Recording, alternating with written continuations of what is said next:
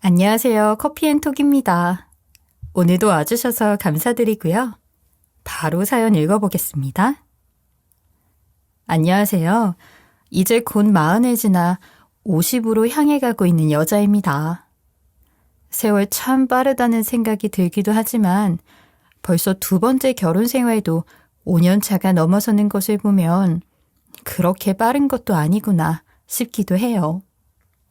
봄이 오면 누구나 그렇듯이 마음이 들뜨고 예쁜 봄옷 쇼핑에 나들이도 가고 싶고 하잖아요. 오늘 제 이야기를 듣고 계신 분들은 예쁘고 보여지는 거칠애를 얼마만큼 중요시 생각하시는지 궁금해지네요. 저는 한때 외관으로 보여지는 것을 아주 중요하게 생각했던 사람 중 하나였어요. 누구나 그렇듯 20대 때는 당연히 예쁜 것만 원하고 30대 때는 사회생활과 위치에 맞는 명품 한두 개쯤은 있어야 한다고 생각했죠. 그러다 보니 자연스럽게 모든 관심사가 그런 외관에 치우친 거칠애를 신경 쓰고 부자의 멋있다면 더할 나위 없이 금상첨화라 생각하며 살았습니다. 참 어리석었어요. 겉모습보다 날 얼마나 사랑하고 그 사람의 됨됨이가 얼마나 잘 서 있는 사람인지 봤어야 했는데 제 인생에서 후회만 밀려오는 부분입니다. 오늘 이 이야기를 듣고 혹시 저처럼 허황된 꿈을 꾸다 실수하는 분들이 없으셨으면 좋겠어요. 벌써 15년, 정말 많은 시간이 흘렀는데도 어제 일처럼 선명합니다. 생각보다 길지 않은 연애 끝에 1년 만에 전 남편과 결혼을 하게 되었어요. 물론 당시 남편의 모습은 제가 꿈꾸던 그런 완벽함에 가까웠습니다. 어린 나이에도 누구나 부러워하는 외제차의 명품 옷, 신발, 시계까지 그에 맞는 매너와 씀씀이 그리고 말끔한 말씨가 어느 하나 부족함 없이 제 마음에 들어찼습니다. 이런 남편을 키워주신 부모님도 당시에는 아주 멋진 분들이셨어요. 우리네 아버지들에서는 볼 수 없는 사근사근한 말씨를 가지신 아버님과 저희 친정엄마와는 비교도 안 될 정도로 우아하신 어머니는 제가 모르는 아이돌의 명품 착장을 척척 알아맞히실 정도로 유행과 멋에 민감하셨죠. 어느 것 하나 어긋남 없이 아주 만족스러운 시댁과 남편이었습니다. 그런데 지금 생각해보면 저 또한 얼마나 바보 같았는지 이 나이 먹도록 인생을 살아보니 사연 없는 집 없고 완벽한 사람은 이 세상에 없다는 것을 왜 그때는 알지 못했는지 몰라요. 처음 결혼 생활은 아주 순탄했고 저 또한 시댁에 잘하려고 무던히도 애쓰곤 했어요. 주말마다 어머니의 쇼핑과 아버님의 골프 라운딩 후 대리운전까지 정말 그때는 그렇게 손과 발이 되어 듣는 칭찬과 용돈이 며느리로서 인정받는 것이구나 생각하며 뿌듯했던 때도 있었어요. 오빠네 뭐 유산 크게 받았어? 아님 재산이 많아? 왜 그런 걸 물어? 너 설마 우리 집 보고 결혼했어? 아, 돈이 있긴 하구나. 주영아, 너도 다른 사람처럼 돈 하는 거야? 아니, 나는 딱히 아버님 월급 말고는 들어오는 곳이 없는 것 같은데 매주마다 쇼핑을 하시니까 두 분 다. 남편은 두 분이 알아서 하실 문제라면서 제 궁금증을 단칼에 잘라버렸어요. 혹시나 신뢰가 되진 않을까 하는 생각에 직접 묻지 못하고 시간만 보내던 그때 뜻하지 않게 아이가 들어섰습니다. 계획 임신은 아니었지만 엄마가 된다는 신기한 기분과 기대감에 행복한 날들을 보내고 있었죠. 그런데 어느 날 시부모님이 집에 찾아왔어요. 아가, 곧 배도 불러올 텐데 너 우리랑 한 2년만 같이 살면서 몸조리를 하면 어떠니? 시어머니의 뜻밖의 제안에 좀 당황스러웠지만 지방에 친정이 있어 멀기도 했고 태어나지도 않은 아기의 선물을 안기며 2년만 이라고 약속하는 두 분의 성화에 엉겹결에 덜컥 응락을 했습니다. 그 끄덕임이 지옥불로 가는 지름길이라고 알지는 못하고 웃던 절 떠올리면 지금도 진저리가 나곤 합니다. 아버님은 출근과 라운딩으로 거의 집에 안 계셨고 남편도 두 분에 뒤지지 않게 모임수가 많아 저녁에나 얼굴을 보곤 했어요. 둘이 살 땐 그것도 자유롭고 좋았으나 시댁에 들어온 후론 아니었죠.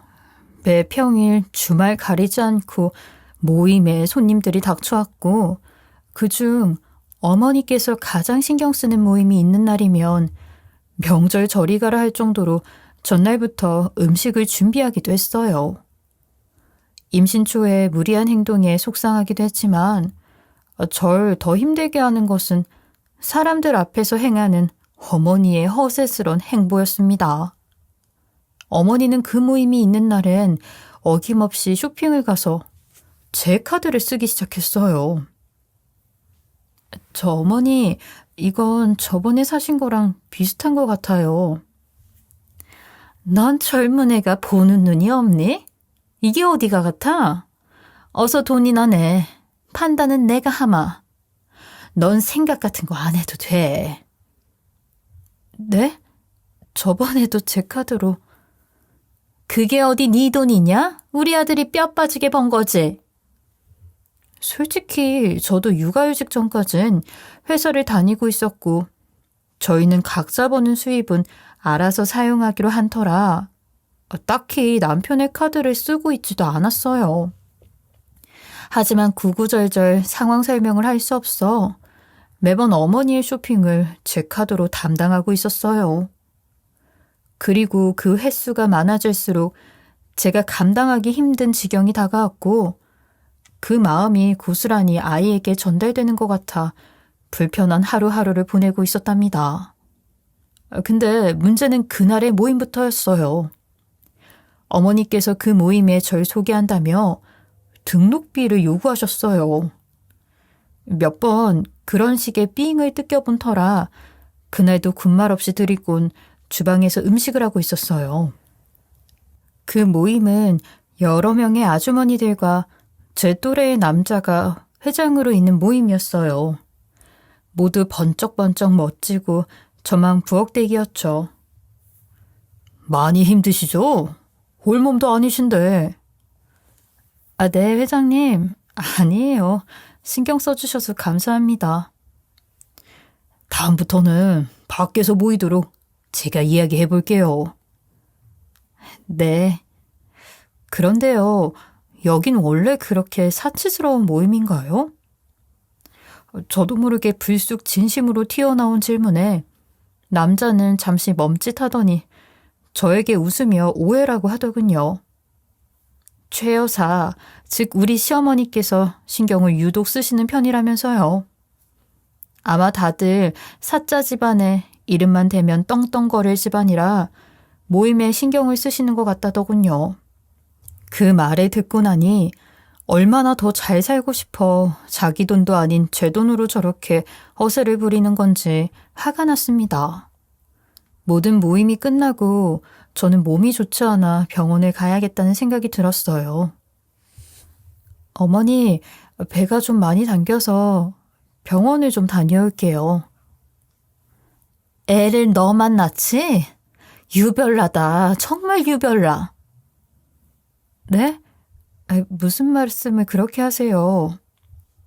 너야말로 저건 다 치우고 가야지.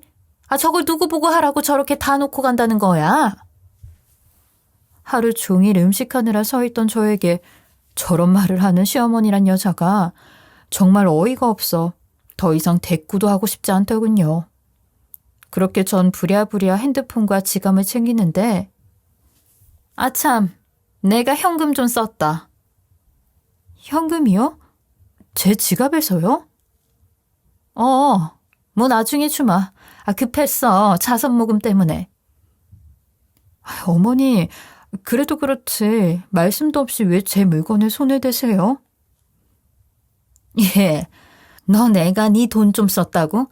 그렇게 시퍼렇게 눈 부라리면서 따지는 게냐? 그게 아니라 이건 도둑질이잖아요. 그래도 말씀은 하시고.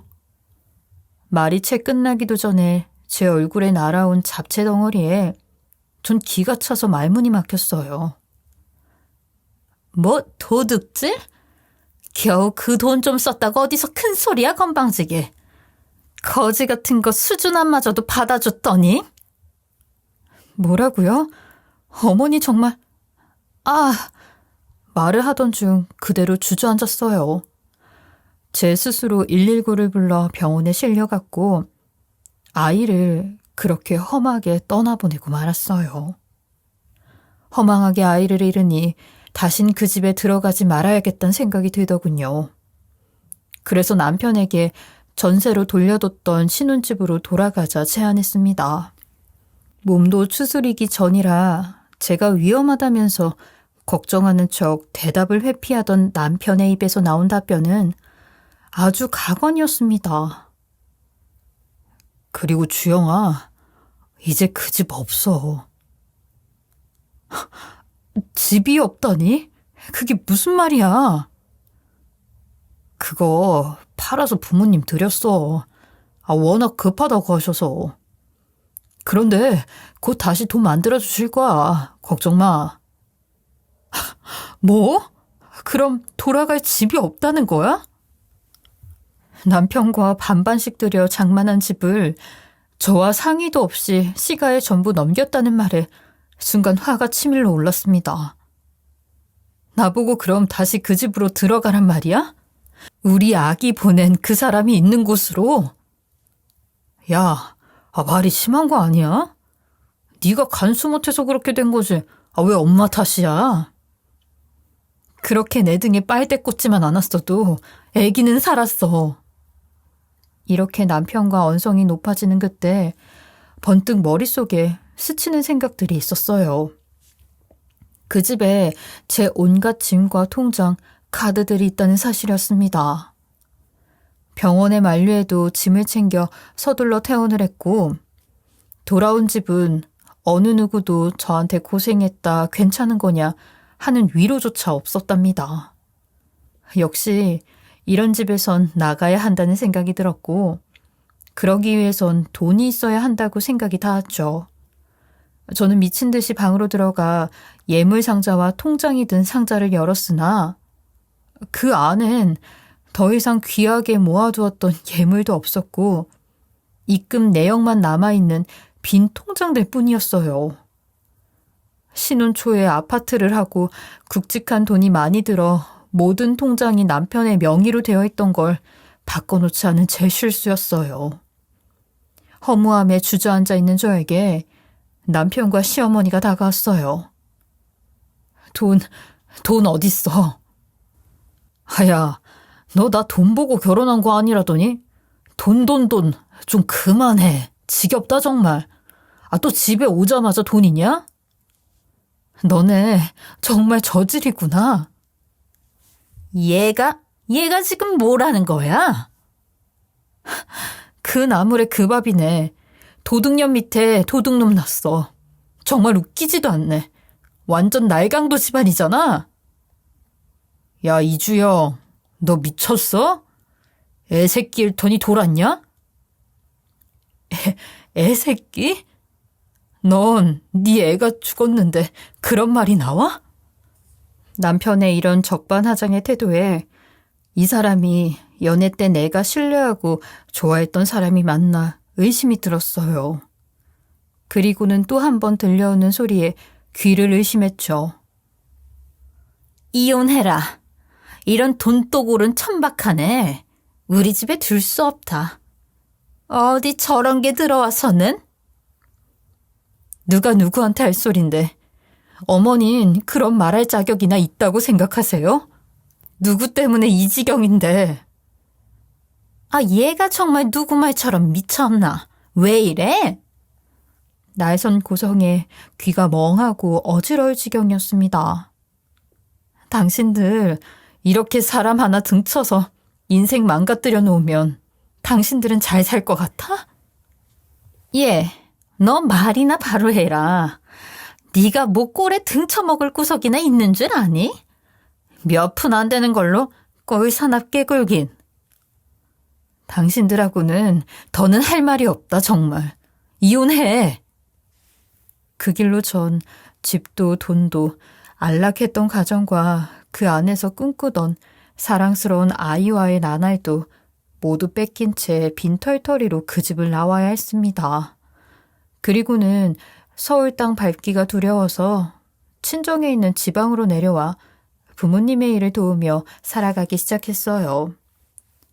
식당 겸 카페를 운영하시는 부모님께서는 자세한 내막을 묻지도 않으시고 그저 잘 왔다고 밥은 먹었느냐고 물으셨죠. 그렇게 시간이 점점 제 마음을 치유해 주는 것 같았습니다.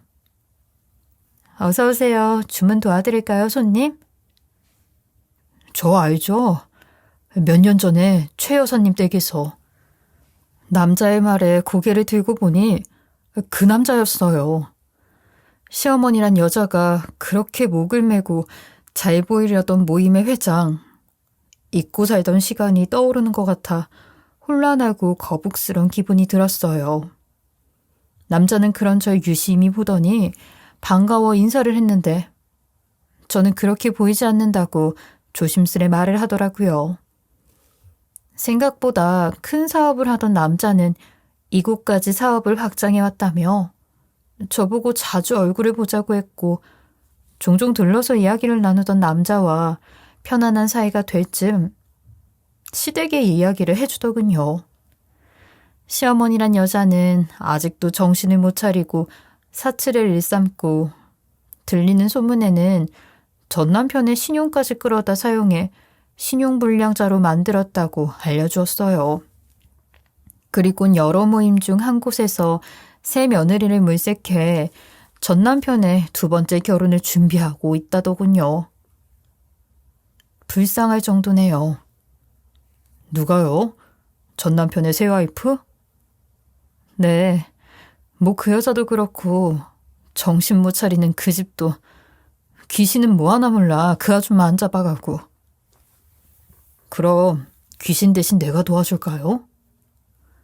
남자의 제안에 며칠을 고민했는지 모르겠어요. 오랜만에 올라온 서울은 여전히 저 빼곤 하나도 변함없이 그대로 바쁘고 번쩍였죠. 백화점에 들러 저를 위한 옷을 한 벌 사입고 그 집 앞에 선 순간 너무도 망설여지더군요.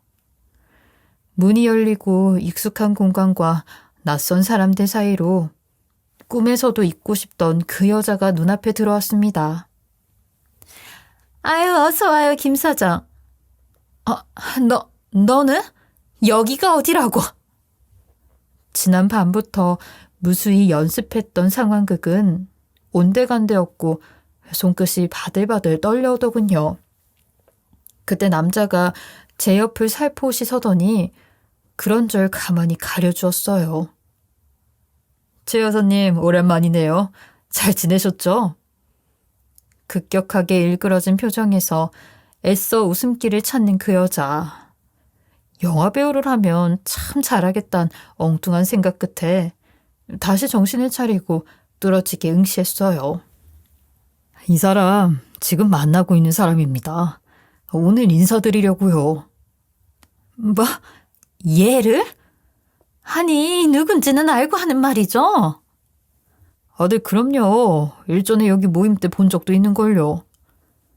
시어머니란 여자는 이내 일그러진 표정을 재빠르게 감추더니 자리를 안내했어요. 여러 이야기들이 오고 갔지만 알지도 못하는 이야기일 뿐더러 오로지 제 관심은 그 시어머니란 여자에게 가 있었어요. 조금 안정을 찾고 나니 집안의 인테리어와 하고 있는 보석들 모두 못 보던 물건들이었어요. 물건 바꾸는 취미 아직 못 버리셨구나. 마치 제 입만 보고 있던 사람들처럼 모든 사람들의 이야기가 잠잠해지며 전부 다 절 응시했어요. 지금이라는 생각에 최대한 차분하게 말을 내뱉었어요. 이번엔 며느리 자리까지 바꾸셨던데 꼴에 몇 푼 쥔 며느리 구하셨나 봐요. 다 바뀐 거 보면요, 최 여사님. 뭐야? 2년이? 아유, 말씀이 지나치네. 아, 그런가요? 불쾌했다면 죄송해요. 사람들은 제 말을 듣곤 다시 자신들의 이야기에 집중하기 시작했고, 사람들의 시선을 피해 시어머니란 여자가 제게 다가왔어요. 그리곤 이렇게 말하더군요. 니깐년이 여기가 어딘 줄 알고 기어들어와? 당신 꼬라지 보러 왔어. 얼마나 잘 먹고 잘 사나. 당신? 네가 단단히 돌았구나. 네가 어떻게 저 남자 꼬리쳤는지 모르지만 김 사장하고 당장 헤어져. 넌 내 며느리였어. 저 사람들 그런 거 신경 안 써요. 안 그래요, 여러분? 최대한 공개적으로 망신을 줘야겠다는 생각뿐이었어요. 그리고 모든 소중한 것들을 뺏어버리고 싶었어요. 아, 근데 그거 아세요? 저희 전 시어머니께서 휘감은 거 실은 황새 따라가다 뱁새 따라가려고 도둑질한 건데. 사람들의 웅성거리는 소리와 눈빛에 시어머니는 많이 당황한 기색을 보이기 시작했죠. 얘 좀 봐. 어디서 거짓으로 사람을 잡아 잡기를. 이요. 저 증거 다 있는데 거짓 아닌데요? 저는 그간 준비했던 서류를 던지듯 탁자 위에 뿌렸고 그간 통화했던 내역들을 들려주기 시작했어요. 사람들은 동요하기 시작했죠. 그러더니 시어머니란 여자는 갑자기 빌기 시작하더군요. 더 정확하게 말하자면 그곳에 모인 군중들과 저에게 말이죠. 얘가 결혼 중에 서운한 것이 많이 있었나 봐요. 아가, 부디 용서해라. 부디 용서하고 김 사장과 행복한 나날을 빌도록 하마. 서운이요? 끝까지 이러실 거예요? 민호, 네 첫남편이잖니. 걘 너한테 잘했잖아. 얘 정을 생각해서라도 제발. 돈은 내가 어떻게 해서든 갚으마. 당신이 가져간 게 돈만 있는 줄 알아? 용서해다오. 제발 이렇게 빌게. 파티의 분위기가 식었는지 사람들은 하나둘 떠났고 그 자리엔 시어머니와 저, 그 남자와 새로운 며느리가 앞치마를 두르고 마주했어요. 당신 말이야. 당신도 애당초 꾼게 당신이 생각한 결혼 생활은 없어.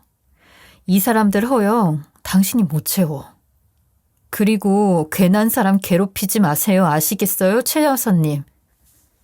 모든 것이 망했다며 괴로워하는 시어머니를 뒤로하고 저는 그 집을 나왔어요. 속 시원할 줄 알았던 마음이 영 내키지 않는 찝찝함만 남겼지만 그래도 지난날의 제 희생과 하늘로 간 우리 아가에게 미안함은 덜은 것 같았어요. 그 뒤로 저는 그 남자와 새로운 시작을 했습니다. 아직 5년이란 시간밖에 지나지 않았지만 그래도 제가 꿈꿨던 젊은 날의 꿈과는 다르게 진짜로 나를 위해 주는 행복한 삶을 살게 되었어요. 이 이야기를 들어주신 여러분들도 부디 저와 다르게 행복한 삶을 살길 바랄게요. 제 보잘것없는 긴 이야기 들어주셔서 감사합니다. 지금까지 커피앤톡이었습니다. 오늘도 끝까지 함께 해주셔서 감사하고요. 저는 다음 영상으로 또 찾아뵙겠습니다.